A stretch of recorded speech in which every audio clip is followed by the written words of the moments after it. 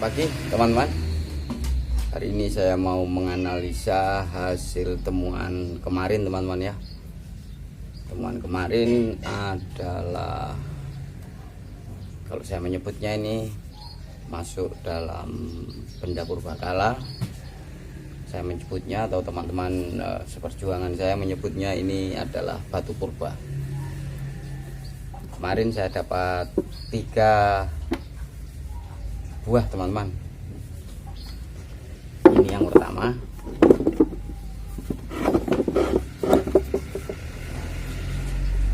Panjang sekitar 40 cm ini.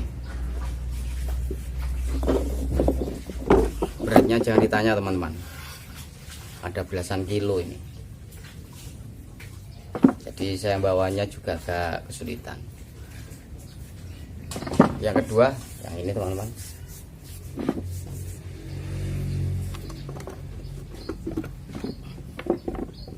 Nah ini panjangnya kurang lebih sama ya, mungkin sedikit lebih panjang. Nah, berat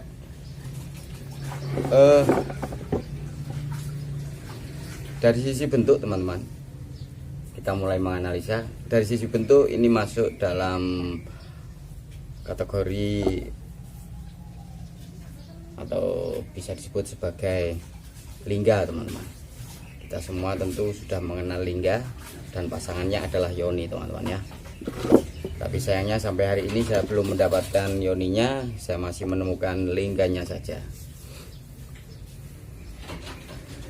Jenis batunya andesit teman-teman.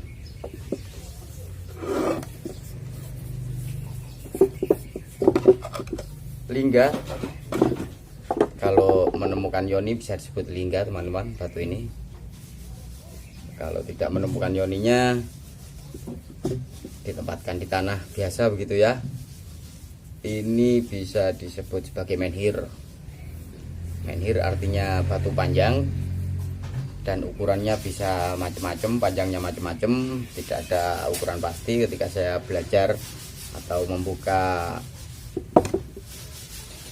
channel-channel yang bicara tentang purbakala gitu teman-teman, saya mendapati gambar-gambar atau keterangan bahwa menhir bisa panjang sekali sampai puluhan meter, dan bisa pendek seperti ini. Ini bisa menhir, bisa juga lingga.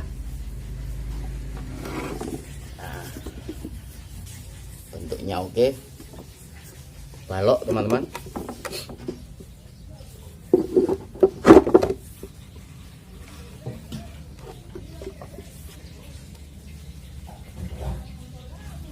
Lingga maupun menhir bentuknya bisa macam-macam ya. Bisa seperti ini, bisa agak pipih, bisa bulat memanjang maksud saya, dan lain-lain.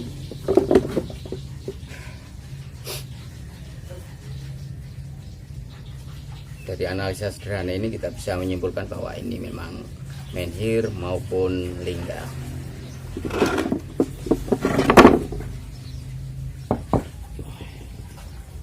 Yang kedua ini teman-teman, ini adalah juga menhir maupun lingga.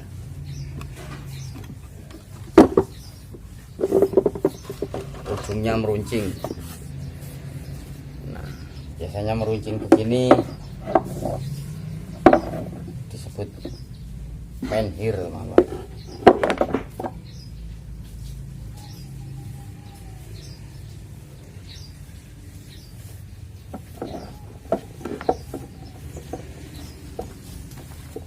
Tapi kalau menemukan lingganya, kalau menemukan yoninya, tentu ini akan menjadi lingga.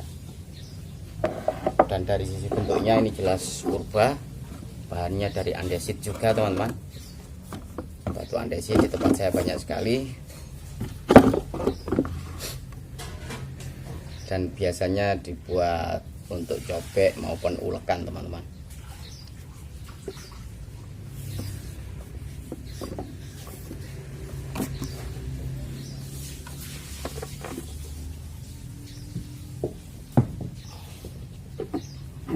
Dan yang ketiga ini teman-teman,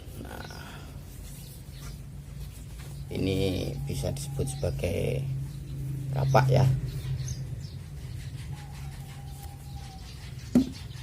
atau bisa disebut juga sebagai linggis karena ini biasanya dibuat untuk menggali tanah, biasanya untuk bercocok tanam masyarakat dulu teman-teman. Kalau ini bahannya atau jenis batunya granit teman-teman. Apakah ini masuk dalam benda purbakala? Mari kita selidiki sedikit saja teman-teman ya. Dari sisi bentuk ini jelas ini adalah linggis atau alat gali ya. Tapi sederhananya saya menyebutnya alat gali saja atau kapak genggam ya. Dari sisi sebelah sini ini biasa saja teman-teman, ini batu aslinya seperti ini permukaannya. Tapi bagian sini kita akan menemukan jejak kepurbakalaannya teman-teman. Nah, tolong dilihat dengan seksama bahwa di seluruh permukaan ini teman-teman ya, ini ada bekas benturan teman-teman. Terus bentuk yang sedikit melintir ini jelas bukan alam yang bikin ini. Yang membuat seperti ini adalah manusia teman-teman.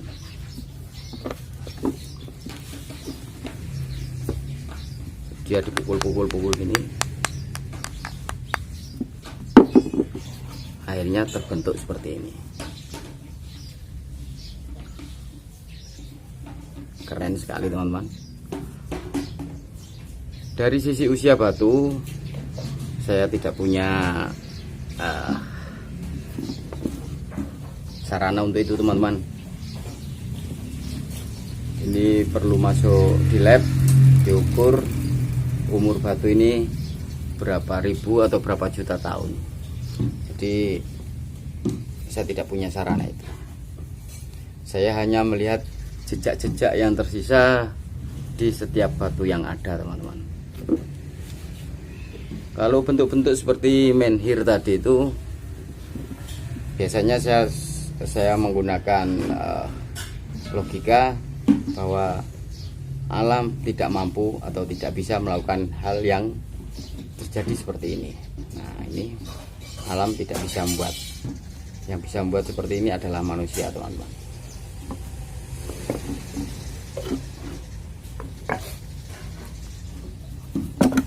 Begitu juga yang ini teman-teman. Untuk jenis batu andesit saya jarang menemukan yang seperti ini. Biasanya bulat-bulat dengan bentuk tidak beraturan. Kalau ketemu yang balok-balok seperti ini, bisa dipastikan ini adalah purba dan buatan manusia purba teman-teman. Ya, ini rata. Ini rata juga, hampir sekujur bodinya ini rata teman-teman ya. Jadi ini jelas buatan manusia, bahwa alam maupun karena saya temukan di sungai maupun sungai tidak mampu membuat bentuk seperti ini.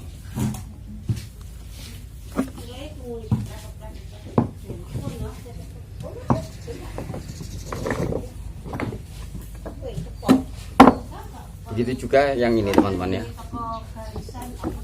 Biasanya dengan bentuk